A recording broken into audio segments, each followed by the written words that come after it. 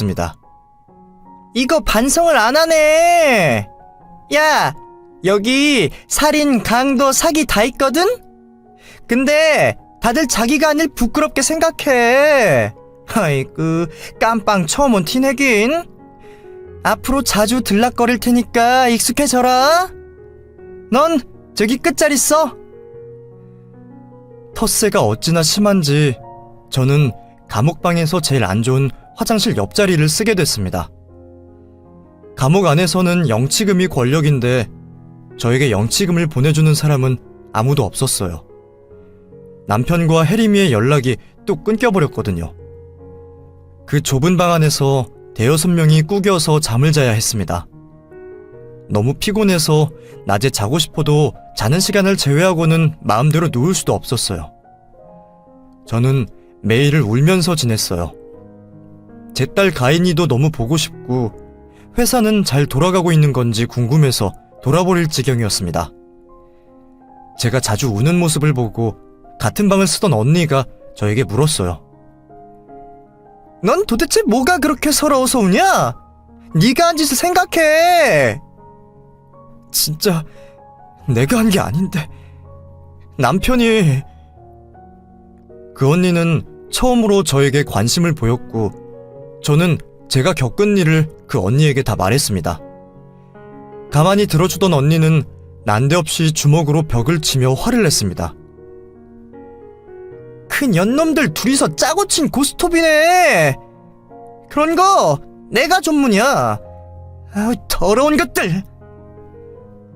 알고 보니 그 언니는 바람피운 전남편과 상간녀에게 칼을 휘두르고 상해를 입혀서 감옥에 온 것이었습니다.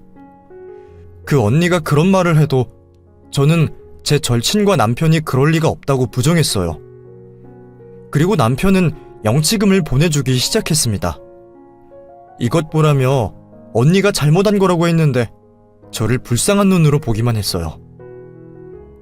그거 다 연막이야. 답답하네 정말. 너 나랑 출소 날이 같더라? 난 여기서 5년 살다가 나가는 건데 아무튼 누구 말이 맞나 두고 보자. 그때 돼서 울지나 마라. 사람은 적응하는 동물이라고 들었는데 감옥 생활은 날이 갈수록 더 괴롭기만 했어요. 그리고 출소를 3달 앞둔 후부터 남편은 영치금을 또 끊어버렸습니다. 그때부터 매일 밤 악몽에 시달렸어요. 꿈에는 남편과 친구 혜림이 그리고 제 딸이 저를 보며 기괴하게 웃었습니다. 그렇게 힘들게 지내다가 드디어 출소 날이 됐습니다. 저와 같은 방에 있던 언니는 저보다 일찍 나갔고 저는 오후가 돼서 교도소에 올 때 입었던 평상복을 입고 밖으로 나갔어요. 겨울옷을 입고 갔는데 나오니까 더운 여름이어서 땀을 뻘뻘 흘렸습니다. 그리고 차에서 내리는 혜림이를 발견했어요. 혜림아! 그래, 선아야. 얼른 와. 내 남편은? 가인이 어딨어? 남편은 차에 앉아서 창문만 빼꼼히 열고 손인사를 했습니다. 야, 뭐가 그렇게 급해? 우선 두부부터 먹어. 혜림이가 다그쳤고 그제서야 저는 등골이 오싹해지는 걸 느낄 수 있었어요. 얼떨떨해하는 제 모습을 보며 혜림이 그년이 말했습니다. 그래, 이제야 안 거야? 너 참 둔하다. 주연씨, 나랑 재혼했어. 아, 맞다. 네가 그렇게 애지중지하던 쇼핑몰 있지? 그리고 네가 갖고 있던 재산 그거 다 정리해서 우리가 가져왔어. 한마디로 너 개털 됐다는 말이야. 그 말을 듣고 저는 그년이 들고 있던 두부를 그대로 그년 얼굴에 던져버렸습니다. 그리고 차로 달려가서 남편에게 소리를 질렀어요. 야, 김주연, 너 나와. 네가 나한테 어떻게 이럴 수가 있어? 야, 나오라고! 야, 너랑 나 이혼했어.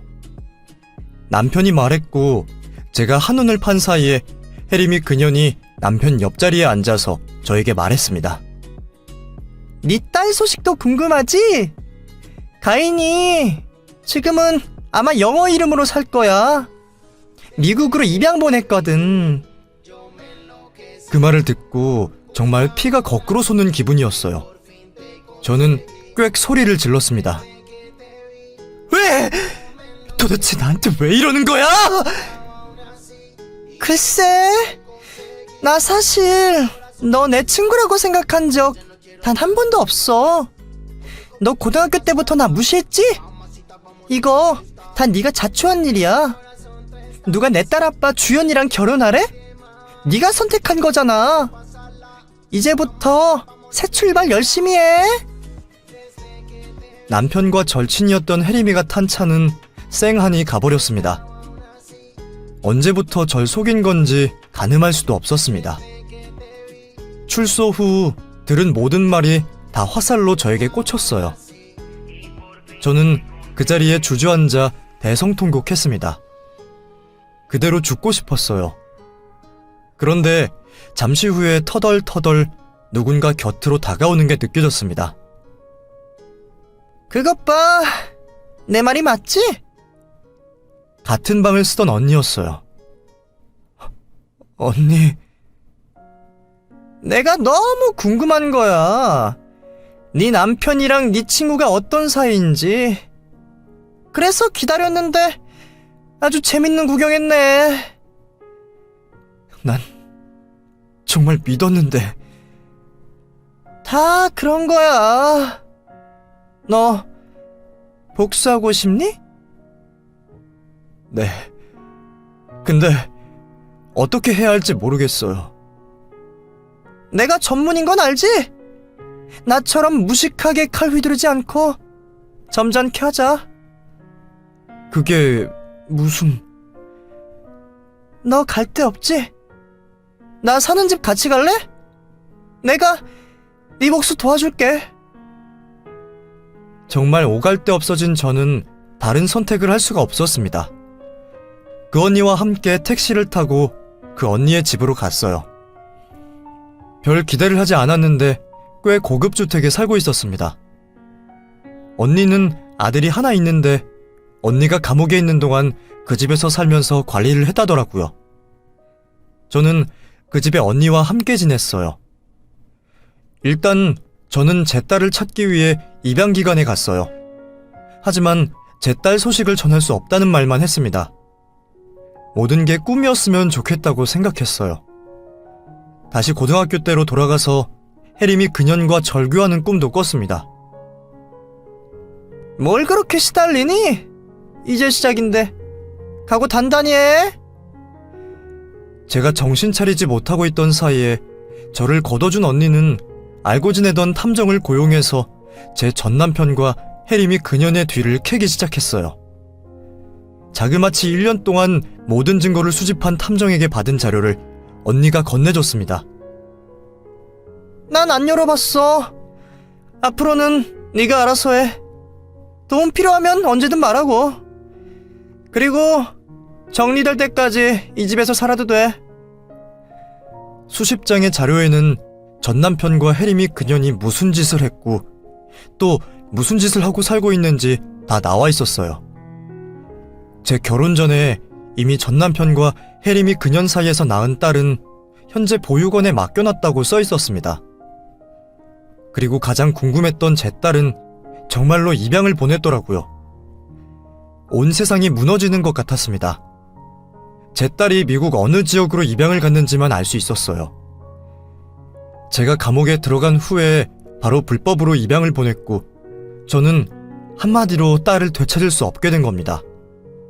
더욱더 제 복수심에 불을 지피는 일이었어요. 딸만 만날 수 있다면 복수고 뭐고 다 잊으려고 했지만 그럴 수가 없어졌습니다.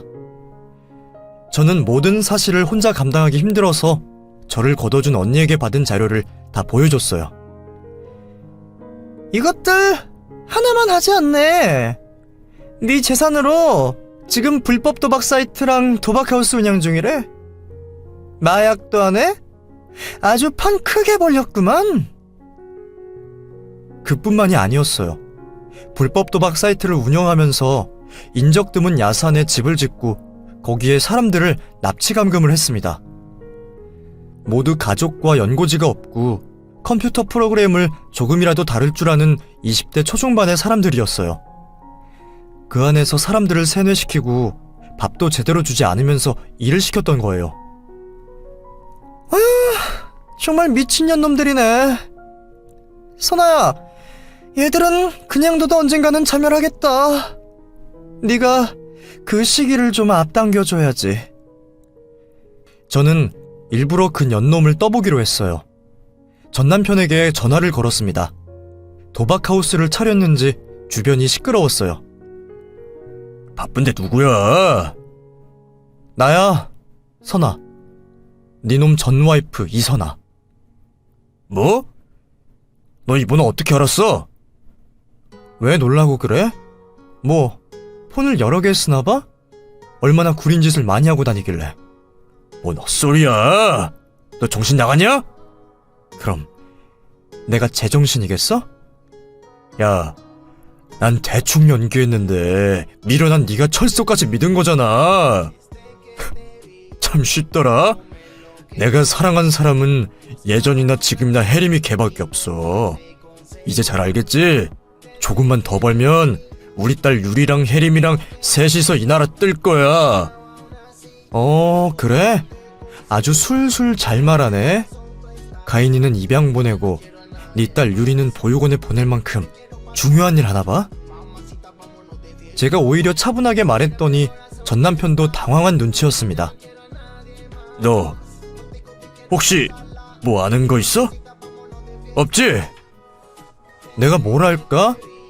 뭘 모를까? 야! 아이씨, 네가 설마 우리가 한 짓을 다 알겠냐? 됐어, 끊어! 그렇게 전 남편은 전화를 끊어버렸습니다. 저는 그 길로 경찰서에 갔어요. 전 남편과 혜림이 그년이 저지른 범죄의 증거를 다 넘기며 말했습니다. 이것들 더 나쁜 짓 저지르기 전에 얼른 잡아주세요. 어떻게 이런 걸 다 가지고 계시죠? 경찰의 물음에 저는 그간 제가 겪은 일을 다 털어놨습니다.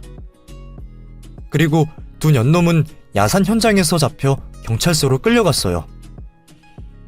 경찰이 저에게 그것들을 잡았다고 알려줬습니다. 아주 조직적으로 나쁜 짓을 하고 다녔더라고요. 제가 알고 있는 것 그 이상이었습니다.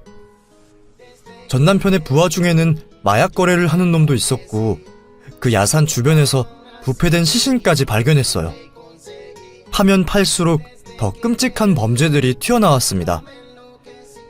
그리고 저는 전 남편과 대질신문을 하게 되었습니다. 저를 보며 아주 이를 갈고 있었어요. 그 모습이 우습게만 보였습니다. 너 왜 없는 말을 해? 나 그놈들이랑 아무 상관없어! 이제 와서 뭘 발뺌하냐. 그럴수록 죄값 더 커지는 거 몰라? 하물며 내가 너 대신해서 누명 쓰고 감옥까지 가줬는데 그렇게 악쓰지 말고 나한테 미안하다고 해. 감옥 가면 영치금 중요한 거 알지? 누가 너희들 신경 써주겠니? 정말 죽을 죄를 졌어. 네가 이렇게 다 알게 될 줄 몰랐어.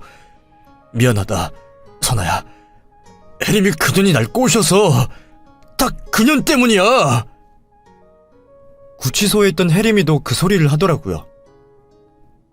선아야, 주연이 그 자식이 고등학교 때부터 나한테 집적됐어. 너 대학 다닐 때 그 새끼랑 엮이지만 않았어도 미안해, 선아야. 둘이 천생연분이네. 어쩜 이렇게 똑같이 서로 죄를 떠미니? 잠시 말이 없던 혜림이는 저에게 부탁을 했습니다. 선아야, 내가 마지막으로 부탁 하나만 할게.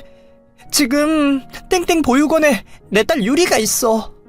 지금 5살인데 시간 날 때마다 보육원에 만나러 갔거든? 나 기다릴 텐데 유리한테 잘 좀 얘기해줘. 그리고 너 명의로 된 통장에 네가 남긴 재산보다 2배 많은 돈 들어있어. 그거면 내 죄 용서해줄 수 있어? 우리 딸 유리 좀 챙겨줘. 나 외국에 일하러 갔다고 해줘. 아마 난 많아봐야 징역 15년일 거야. 출소하면 우리 유리 만나러 갈게. 그년의 말에 속으로 천불이 났어요. 제 딸은 함부로 외국에 입양을 보내놓고 자기 딸은 귀한지 뻔뻔하게 저에게 그런 부탁을 했으니까요. 두 인간은 1년여간에 걸쳐서 재판을 받았어요. 그리고 전 남편은 하도 지은 죄가 많아서 35년형을 선고받았습니다. 나오면 할아버지가 될 나이였어요. 그리고 혜림이 그년 말대로 그녀는 운 좋게 15년형을 받게 됐습니다. 저는 보육원에서 지내는 악마 같은 연놈의 딸에게 측은지심을 느꼈어요. 혜림이 말대로 유리에게 엄마 아빠는 외국에 일하러 갔다고 말했습니다. 엄마 아빠는 나한테 말도 안 하고. 그럼 아줌마가 나 보러 올 거예요? 아줌마가 정리할 게 많아서 널 데리고 올 수는 없어. 대신 주말에 자주 만나자. 너 배우고 싶은 거 있으면 다 말해. 아줌마가 학원 보내줄 테니까. 진짜요? 저 하고 싶은 거 대빵 많아요. 그 아이는 죄 많은 부모와는 완전히 달랐습니다. 제가 후원하고 지지해주니 기가 막히게 성장했어요. 15년이 지난 후 유리는 로스쿨에 합격했습니다. 법조인이 되려고 하는 그 아이에게 부모에 관한 이야기를 해줄 수밖에 없었어요. 처음에는 충격을 받은 것 같았지만 이내 미소를 지었습니다. 사실 저 최근에 알게 됐어요. 제가 좀 찾아봤거든요. 전 두 사람 애저녁에 마음에서 지웠어요. 저한테는 선아 이모가 엄마나 마찬가지예요. 이모, 힘들었을 텐데 고마워요. 저는 유리를 끌어안고 엉엉 울었습니다. 만감이 교차했어요. 유리는 명문대 로스쿨에 장학금까지 받으며 열심히 다녔습니다. 저는 그동안 부동산 투자를 해서 건물 2채에 아파트 3채를 소유하게 됐어요. 저를 도와준 언니에게 은혜도 갚고 가까운 사이로 지냈습니다. 그렇게 제 인생에서 두 사람을 잊어갈 때쯤 혜림이 그년이 출소하는 날이 됐어요. 저는 제 차를 끌고 혼자서 교도소 앞으로 찾아갔습니다. 뜨거운 햇살에 얼굴을 찌푸리며 교도소 밖으로 나오는 혜림이를 봤어요. 그리고 걔 앞에 두부를 들이밀었습니다. 혜림아, 고생했어. 너도 많이 늙었네. 하긴 우리가 벌써 40대가 됐으니까. 이거 먹어. 또 감옥 갈 거 아니잖아. 유리 만나야지. 그런데 혜림이 그녀는 저에게서 받은 두부를 땅바닥에 내리꽂으며 성질을 부렸습니다. 야, 내 딸한테는 비밀로 해달라고 했잖아. 유리 만난 날만 기다리고 있었는데 유리가 나한테 편지를 보냈더라. 나 용서할 수 없다고. 평생 찾지 말라고. 내 딸 내놔. 이 나쁜 년아. 내 딸 돌려놔. 두부는 좀 먹지? 너 아무래도 다시 깜빵 가겠다. 야, 너도 입장 바꿔 생각해봐. 더러운 죄 짓고 15년이나 감옥에서 살다 온 그 집 악난이 같은 너한테 유리가 가겠니? 유리랑 나랑 사이 좋아. 인과응보 알지? 너도 새 출발 잘해봐라. 저는 그렇게 웃으며 말하고 제 차를 타고 갔습니다. 백미러로 보니 혜림이 그녀는 예전에 저처럼 바닥에 주저앉아 엉엉 울고 있었어요. 그 후로 포기하지 않고 저와 유리에게 미친듯이 연락을 해서 사죄를 했습니다. 하지만 참을 수 없던 유리는 낳아준 엄마를 스토커로 고소했어요. 접근 금지 명령까지 받고 혜림이 그녀는 종적을 감춰버렸습니다. 그리고 전 남편은 감옥에서 췌장암에 걸렸다는 소식이 들려왔어요. 선아야, 나 3개월 남았대. 이제서야 내가 무슨 짓을 했는지 알겠더라. 미안해. 정말 미안해. 유리 잘 지내지? 유리랑 면회 좀 와줘라. 마지막으로 사과도 하고 보고 싶어. 저는 감옥에서 온 편지를 유리에게 보여줬습니다. 하지만 유리는 절대 만날 생각이 없다고 단호하게 말했어요. 내가 그 사람을 왜 만나요? 죽든 말든 저랑은 아무 상관없어요. 유리는 로스쿨을 졸업하고 변호사로 일하고 있어요. 지금도 한 달에 2-3번씩 만나고 있습니다. 모든 복수가 마무리될 때쯤 저에게 한 남자가 찾아왔어요. 법 없이도 살 수 있는 착한 남자를 만나서 연애도 하고 몇 년 전에 결혼도 했습니다. 그리고 작년에 저에게 기적 같은 일이 생겼어요.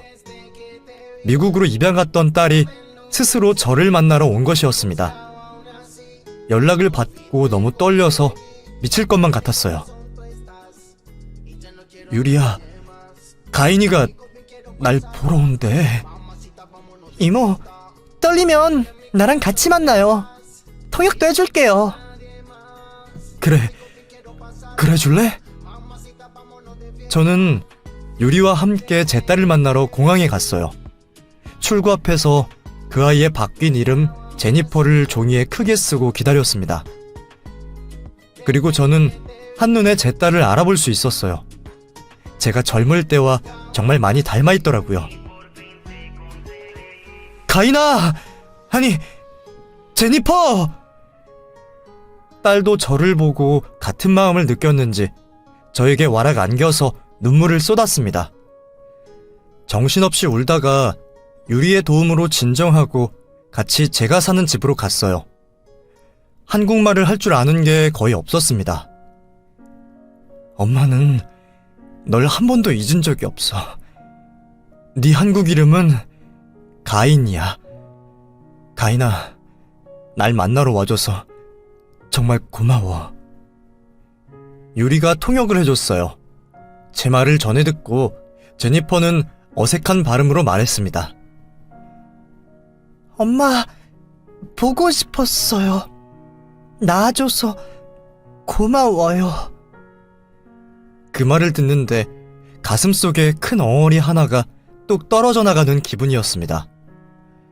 그리고 너무 감격한 나머지 말도 못하게 울어버렸네요. 제 딸은 미국 양부모와 잘 지내고 있고 지금은 독립해서 대학을 다니고 있다고 했습니다. 졸업 후에 갈 회사까지 정해뒀다더라고요.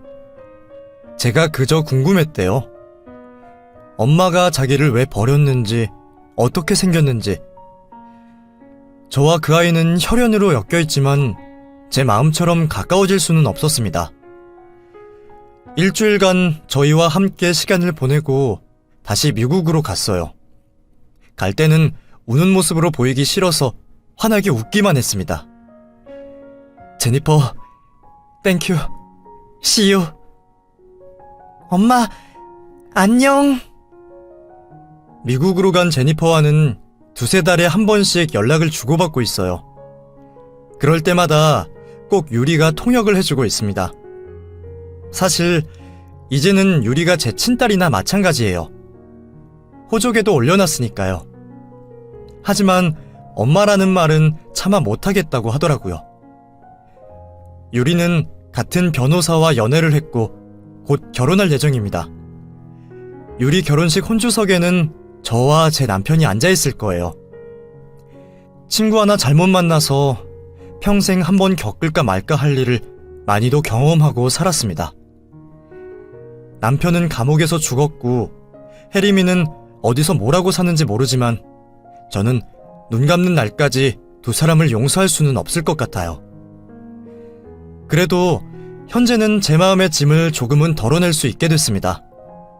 이렇게 여러분에게 털어놓으니 조금 더 후련해졌어요.